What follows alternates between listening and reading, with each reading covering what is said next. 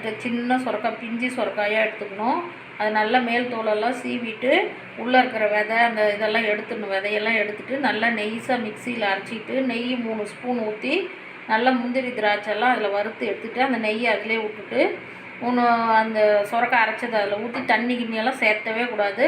அதை நல்லா பச்சை வாசனை போகிற அளவுக்கு வதக்கணும். வதக்கக்குள்ளேயே ஒரு சின்ன சுரக்காய் அரை சுரக்காய்க்கு 5 ஸ்பூனு சர்க்கரை போட்டேன், 3 ஸ்பூன் நெய், ஒரு ஏலக்காய் தட்டி போட்டேன், முந்திரி திராட்சை பாதாம் எல்லாம் போட்டேன்.